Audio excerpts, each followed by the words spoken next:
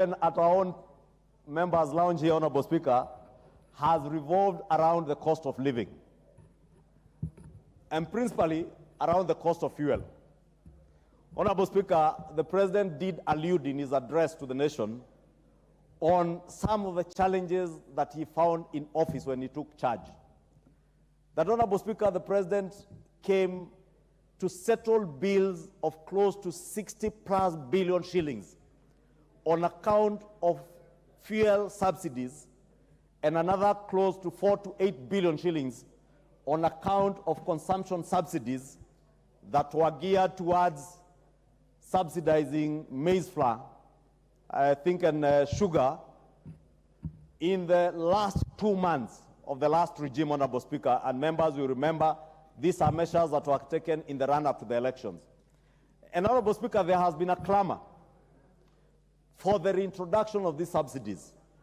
And I am glad, Honorable Speaker, that the President went to great length to explain to the people of Kenya on the difficulty of entrenching consumer subsidies vis-a-vis having a system where you have sustainable production subsidies, Honorable Speaker.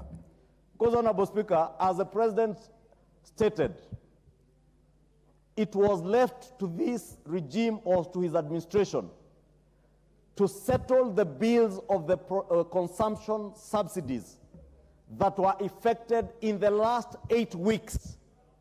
Subsidies that were geared towards enticing the people of Kenya to vote in a particular way, Honorable Speaker. Honorable Speaker, it is one thing to seek political popularity, and it is another thing to do the right thing for posterity and for future generations of this country. Honorable Speaker, I just came from Stony Athi, where we are retreating on the national dialogue process. And the question of the cost of living is one of the key issues that we are having to deal with even at the national dialogue. And I want to encourage Kenyans to continue conversing and dialoguing with each other, because it is not until we are able to look at each other in the eyes and tell each other the truth that it is not tenable, Honorable Speaker, to subsidize fuel. It is not tenable, Honorable Speaker, to continue shoring up our shilling against other hard currencies. And I must commend the current administration in the central bank, because they have told us we have to deal with economic fundamentals as they stand without shoring up our shilling against the dollar or other hard currencies, Honorable Speaker. That we have to deal with the economic fundamentals and deal with sustainable economic solutions for the benefit of our generation and future generations. Honorable Speaker, we risked in the last 2 months of the last regime, Honorable Speaker, driving our nation into a pit that we would never have seen light at the end of the tunnel from that pit. But I am glad, Honorable Speaker, from the measures enumerated by the President and what Kenyans can see, this country is on the right trajectory in terms of recovery of the economy, Honorable Speaker. And I said it is one thing to say and do all the right things for the ears. What will excite the masses, Honorable Speaker? It will be very easy for the President today to act populist, like those ahead of him did.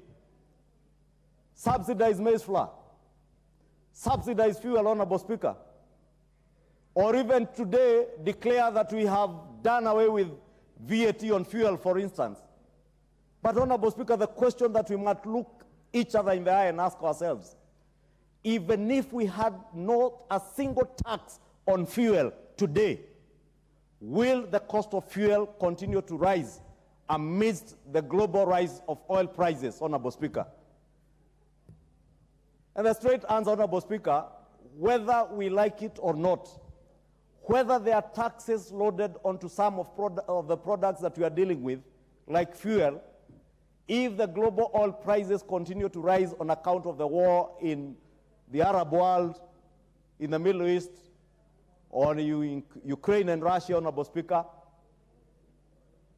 if you are not able to change certain fundamentals like those of that war, if you are not able to change fundamentals as the global supply chain disruptions that came with the COVID pandemic, if you are not able to reverse the climate change issues, Honorable Speaker, the West, in Europe, in the Americas, Honorable Speaker, they are now at the